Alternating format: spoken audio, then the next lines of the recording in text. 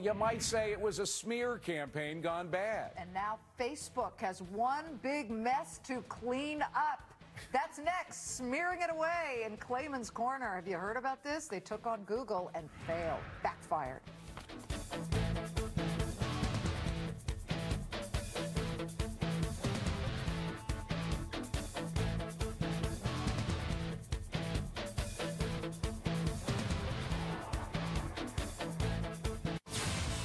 Facebook scrambling to scrape some serious egg off its own face. Did you hear about this? The social networking giant caught red-handed admitting to hiring a top PR firm to spread smear stories throughout the media regarding privacy issues that involve its arch-rival, Google. The PR firm Burson Marsteller has done a full mea culpa, saying it was the wrong thing to do.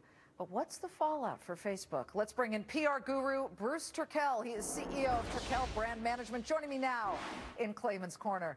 Bruce, I looked at this, and this goes under the title, What Were They Thinking? But Facebook, let's lay it out. They paid Burson Marsteller, which is, of course, a PR company, to try and get reporters to do a smear story on Google saying, can you believe it? They're giving your private information out. Nobody bit.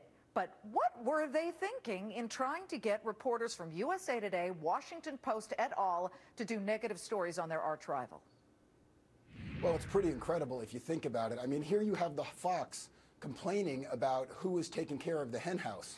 What they were thinking is they're in a death battle over who's going to control revenues, online ad revenues. And I think the other thing they were thinking is, hey, we're Facebook. We can do anything they want. I mean, look, they made an Oscar-winning movie about whether the guy stole the idea or not. So why would they stop at that?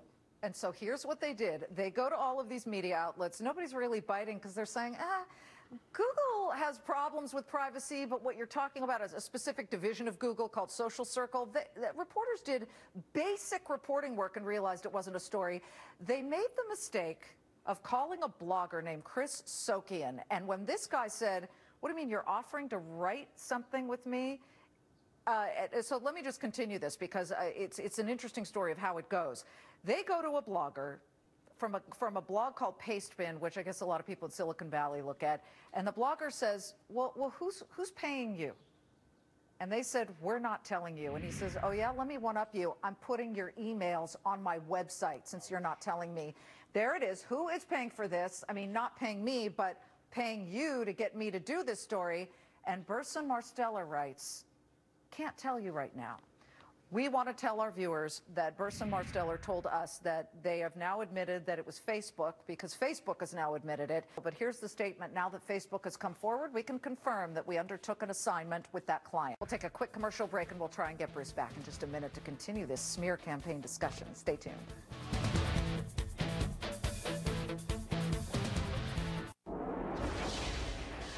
Let's get back to our discussion about Facebook with egg on its face after paying a PR firm to smear its arch rival Google. We've got PR guru Bruce Turkel, CEO of Turkel Brand Management, joining me once again. Sorry about that earlier issue, but Bruce, does Facebook, which apparently paid this company to try and lure reporters to do negative stories on Google, by the way, no journalist bid on this one because it was so poorly handled, does Facebook get hurt by this?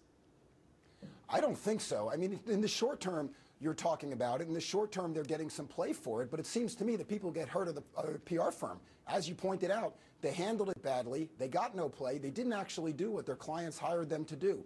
Will anyone really care what Facebook has done? I don't think that's going to be a story that's going to last. The company that they hired is Burson Marsteller, and that is a PR firm that's known to do crisis management. I think one of their clients was the government of Nigeria. They were fighting allegations of all kinds of human rights violations. I mean, these guys swoop in and try and do things, but this just shows if Facebook's willing to pay them to basically fake who they are and lure reporters unsuccessfully. I'm so happy the journalists didn't bite on this one, but lure reporters to write negative stories on a rival. Doesn't that look pathetic for the PR firm, which, by the way, is a company that's under the WPP PR giant company as well? So there's a big name here at stake. Yeah, that's kind of stunning. I mean, you think they would know better. On the other hand, think about the meeting where Facebook gave them the assignment. Yes. I've been in a lot of these bureaucratic meetings. Who's the guy who's going to stand up and say, you know what? I don't think that's what we ought to be doing. If you're Google, you're probably smiling right now saying, busted. Facebook tried to bring us down on our privacy issues when you've got your own privacy issues. Again, you're right. Burson got the assignment from Facebook, but does this show that Facebook's getting a little desperate or worried about Google encroaching on their social media territory that they've owned?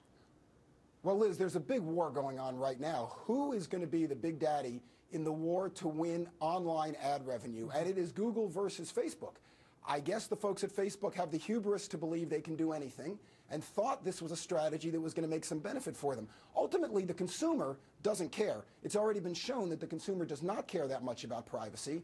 And the consumer only cares about getting what they want when they log on and they ask for information or want to catch up with their girlfriends from junior high school or whatever it is they're using the services for. But in the end, does somebody get fired over this? And let's put back up the full screen of all the reporters they tried to lure in, from the Washington Post to USA Today, where the PR firm calls up and says, oh, we think you should do a story on how bad Google is and they're selling all of your product, all of your private information.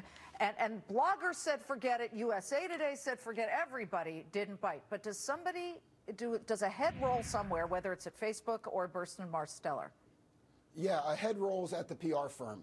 Because think of it. You said that they're experts in crisis management. They're all about branding. And let's face it, this is a branding issue. And the brand that got damaged here is the PR firms. Heads are going to roll over there. Bruce, we love it. Come back again. Great perspective, Bruce I'd love Turkel. to. A smart PR guy who wouldn't take this assignment, I bet. Tonight, by the way, on Neil Cavuto, Neil will be speaking to Sir Martin Sorrell, who is WPP Group, is the parent of the PR company that tried to pull off this caper and ended up getting